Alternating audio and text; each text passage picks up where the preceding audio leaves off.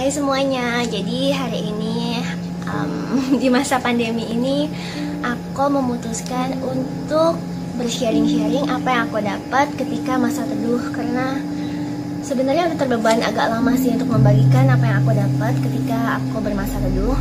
Jadi hari ini aku putuskan buat sharing ke kalian. Semoga berguna dan bermanfaat dan bisa menguatkan. Jadi sharing hari ini itu yang aku dapat dari perenungan itu, siapapun yang ada di dunia ini dituntut untuk menghasilkan buah. Terus aku inget dong, dimana pohon ara yang gak berbuah aja dikutuk sama Yesus. Tapi aku gak inget tuh ada di mana ayatnya.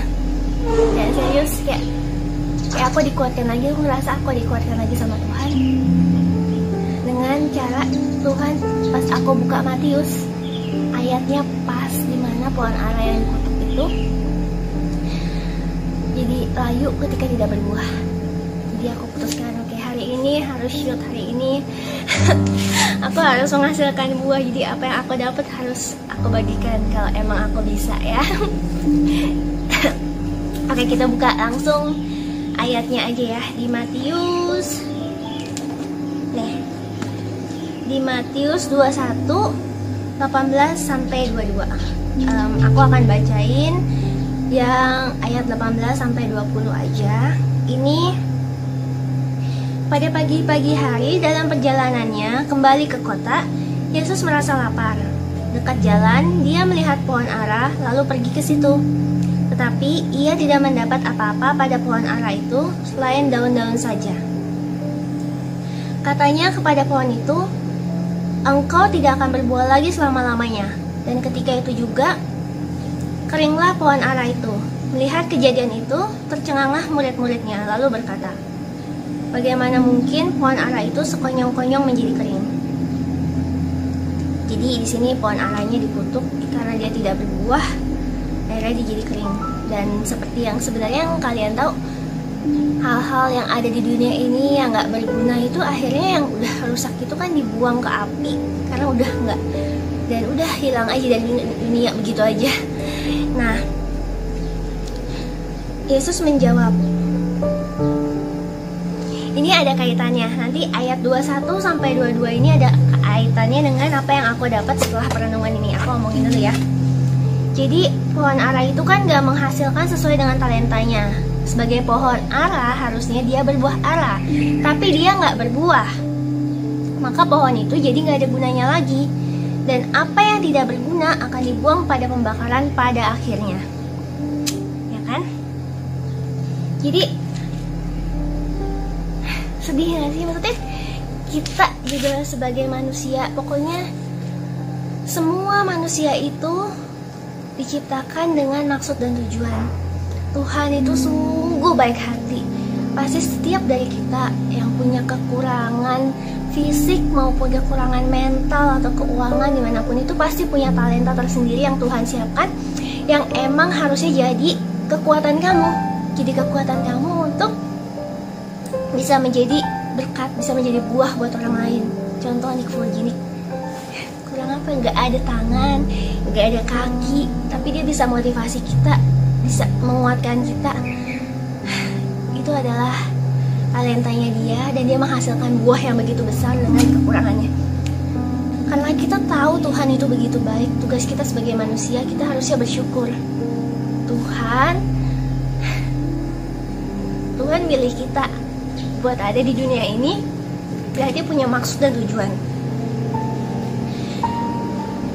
Tuhan yang baik itu gak mungkin taruh kita di dunia ini walaupun dengan segala kekurangannya, gak ada apa-apa, gak ada perbekalan. Pasti ada talenta yang dia kasih. Jadi cara kita bersyukur itu dalam kehidupan itu adalah kita maksimalin talenta yang emang Tuhan kasih, yang khusus dan spesifik buat masing-masing dari kita. Kita manfaatin sebaik-baiknya, kita hasilin hasil yang terbaik dari talenta kita, dan kita berbuah jadi bisa bermanfaat bagi orang lain. Jadi tugas kita, kalau yang belum tahu potensinya, belum tahu talentanya, mumpung kita lagi di masa pandemi ini, lagi di lockdown, banyak-banyak kita berdoa, banyak-banyak kita mencari tahu talenta kita tuh apa yang ada di depan mata emang bisa dikira bisa berguna buat orang lain, lakukan gitu ya. Buat pelukis, bisa melukis, ya lukislah sebaik-baiknya, jadilah yang terbaik. Buat menari, yang bisa menari, ya menarilah sebaik-baiknya, jadilah yang terbaik.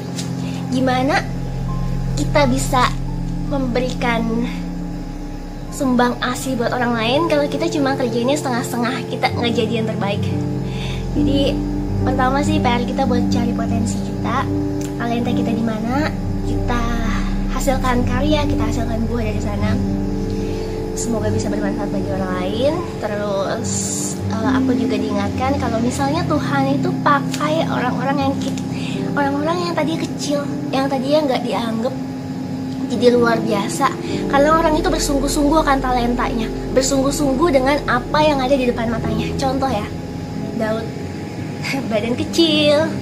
Ya kalau di masa itu laki-laki badan kecil, ya kurang dianggap kali ya. Badan kecil, terus pipi kemerah-merahan, kayak perupaannya tuh kayak cantik, pokoknya ya mungkin kayak boyband Korea gitu kali ya. Nah, dia dipercayakan untuk mengembalakan domba. Tapi dengan dipercayakan hal seperti itu, dia sangat bersungguh-sungguh karena kita tahu dia juga melawan binatang-binatang, hewan-hewan buas.